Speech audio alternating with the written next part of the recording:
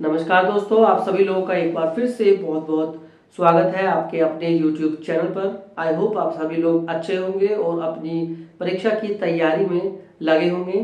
जो भी आपका एग्जाम चल रहा है उसकी तैयारी आप लोग कर रहे होंगे। तो आप लोगों में से एक व्यूअर का कमेंट आया था कि सर ये डिस्ट्रिक्ट लेवल पर किस तरह से काम होता है, जिले का अधिकारी कौन होता है, जिले का मुखिया कौन होता है और कौन कौन से विभाग होते हैं, थोड़ा उस पर एक वीडियो बनाइए। तो वैसे तो आप सभी लोग, बहुत से लोगों को पता होगा, फिर भी जिन लोगों को नहीं पता है तो उनके लिए ये वीडियो आज की रहने वाली है। आज की अपनी इस वीडियो में हम बात करेंगे एक जिला प्रशासन की, कि जिले में किस तरह से शासन प्रशासन होता है, कौन सा अधिकारी होता है, किसके अंडर में कौन सा विभाग आता है और उस विभाग के क्या क्या कार्य होते हैं। तो वो सब आज हम समझने की कोशिश करेंगे।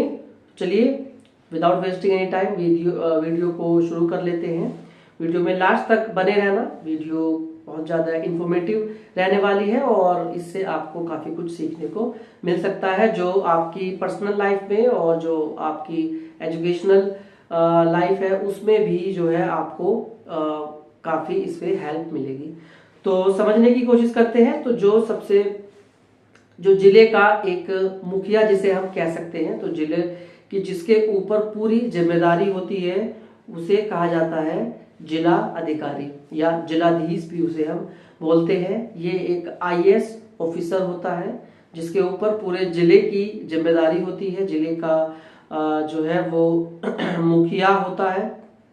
एक मुखिया हम उसे कह सकते हैं जिले का। जिले के जितने भी नागरिक होते हैं उन सब की जिम्मेदारी जो है वो जिला अधिकारी की होती है। जब कहीं भी एक आम नागरिक की सुनवाई नहीं होती है तो फिर वो सबसे ऊपर जो है वो जिला अधिकारी के पास जाता है। इनके ऊपर फिर जो है वो हमारे राज्य लेवल के फिर वो मंत्री होते हैं। वो तो एक जिले लेवल की अगर बात करें तो जिलाधिकारी जो है वो उसका एक मुखिया होता है।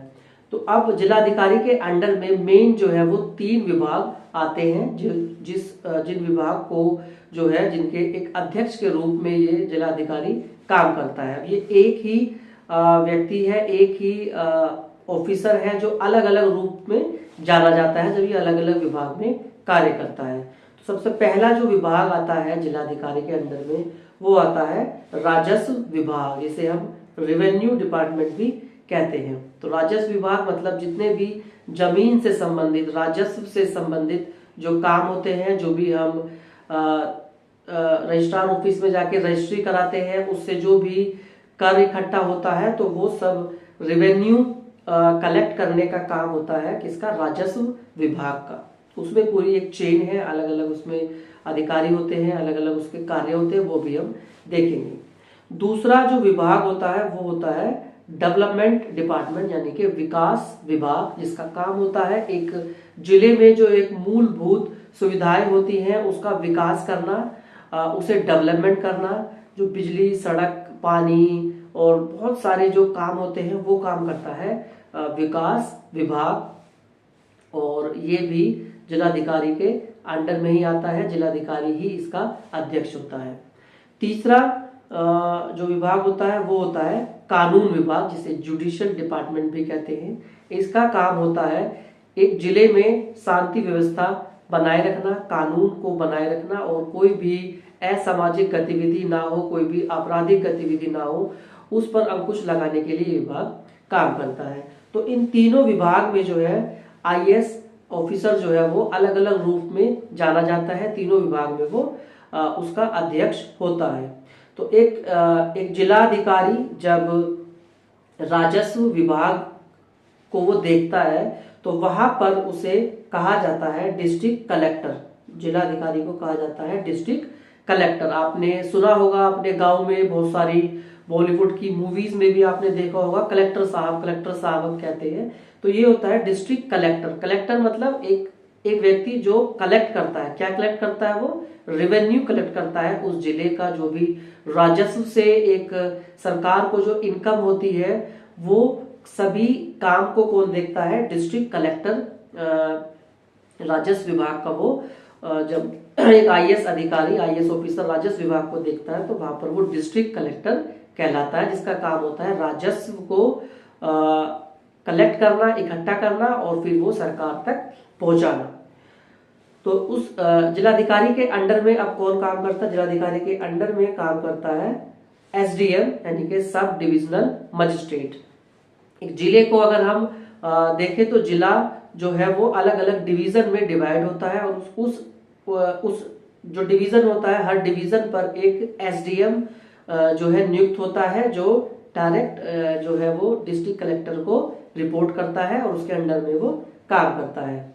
अब जो डिवीजन होती है तो वो डिवीजन जो है वो अलग अलग तहसील में वो डिवाइड होती है। तो उस हर तहसील पर होता है क्या, एक तहसीलदार। तो वो एसडीएम के अंडर में काम करता है और एसडीएम को वो रिपोर्ट करता है, अलग अलग तहसील का वो काम देखता है। तो पूरा जो हमारा जो जिला है वो अलग अलग डिवीजन में जो है वो क्या होता है, एक डिवीजन में डिवाइड होता है, उस डिवीजन को तहसील कहा जाता है। अब इस तहसीलदार के अंडर में एक और ऑफिसर काम करता है जिसे कहते हैं कानून गो। कानून गो एक रेवेन्यू ऑफिसर क्लर्क होता है, जिसका अलग अलग तहसील पर, अलग अलग डिविजन्स पर जो है ये कानून गो नियुक्त होते हैं और फिर ये काम करते हैं।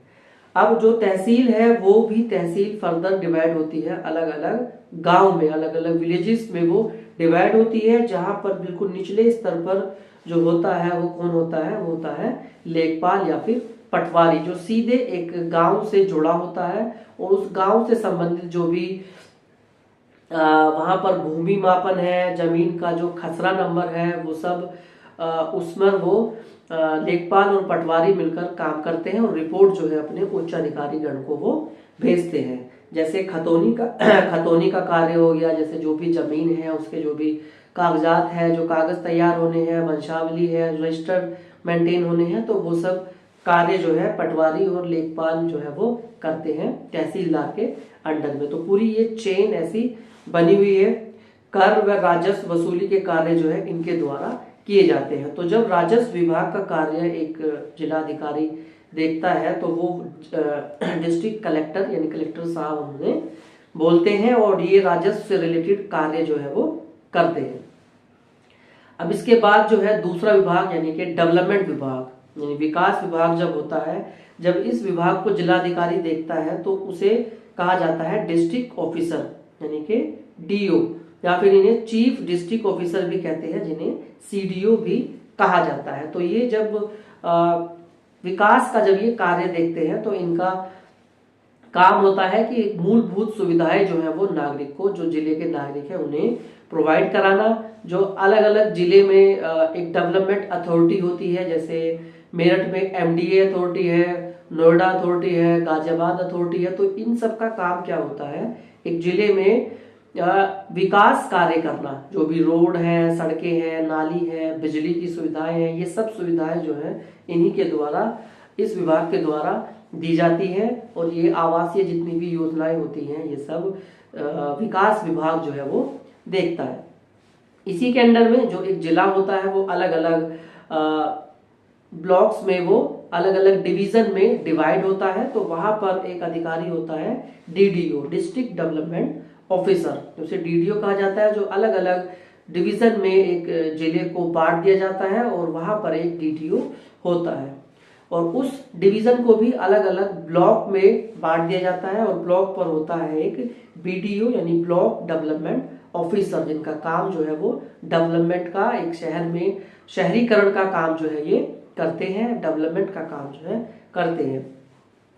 इसी के बाद जो ब्लॉक है वो अलग अलग गांव में वो डिवाइड होता है और वहां पर जो है होता है एक विलेज डेवलपमेंट ऑफिसर, जिसे हम वीडियो हम उन्हें कहते हैं ग्राम विकास अधिकारी, जो गांव के जो भी डेवलपमेंट के काम होते हैं वो सब काम ये करते हैं। तो जब ये आईएएस ऑफिसर विकास विभाग का काम देखता है तो फिर यहाँ पर इन्हें जिला डिस्ट्रिक्ट ऑफिसर या फिर चीफ डिस्ट्रिक्ट ऑफिसर जो है इन्हें कहा जाता है।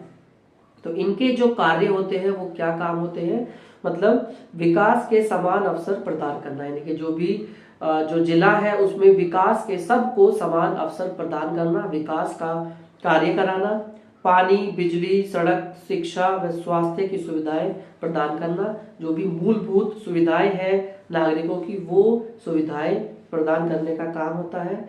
जो आपने देखा होगा आय, जाति, निवास प्रमाण पत्र या समाज कल्याण के कार्य जो है, ये सब काम भी किसके होते हैं? विकास विभाग के ये कार्य होते हैं।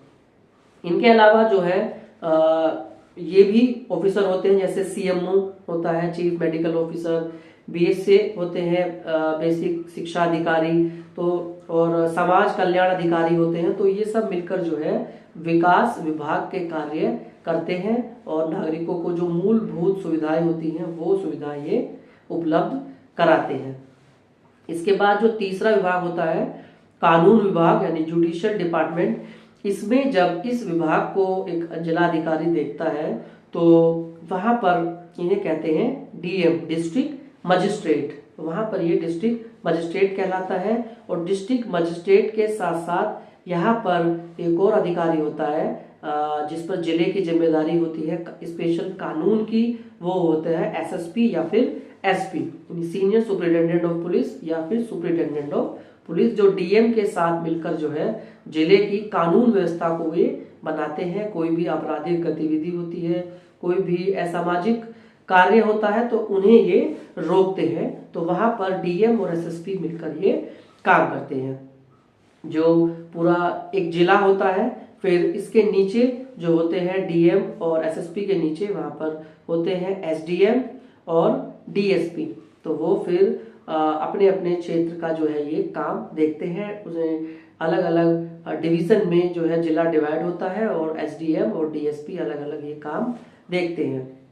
उसके बाद जो डिवीजन होता है वो डिवीजन फिर अलग जो है फर्दर वो थाना क्षेत्र में डिवाइड होता है, जहां पर एक इंस्पेक्टर एसएचओ या फिर जो 2 स्टार एसओ जो है मतलब स्टेशन ऑफिसर होता है, जो उस थाने का जो है वो थाने को देखता है। फिर थाना जो है वो फर्दर नीचे जो है वो चौकी में डिवाइड होती है, जहां पर सब इंस्पेक्टर होता है। सब इंस्पेक्टर के साथ साथ वहां पर हेड कांस्टेबल और कांस्टेबल भी होते हैं और जो होमगार्ड भी होते हैं, जो सब ये काम कानून व्यवस्था का काम जो है देखते हैं। तो कानून विभाग के जो काम है वो क्या है?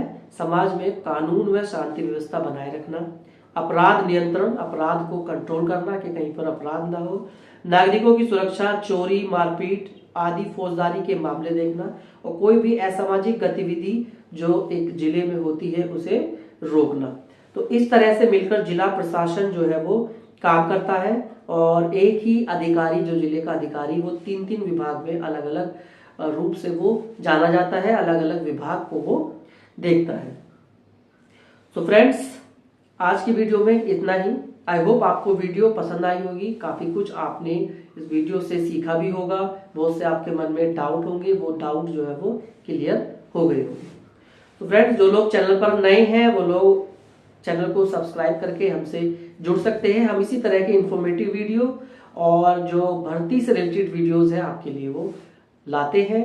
और वीडियो को पसंद आई हो तो वीडियो को लाइक जरूर करना, वीडियो को अपने दोस्तों के साथ आप शेयर भी कर सकते हैं।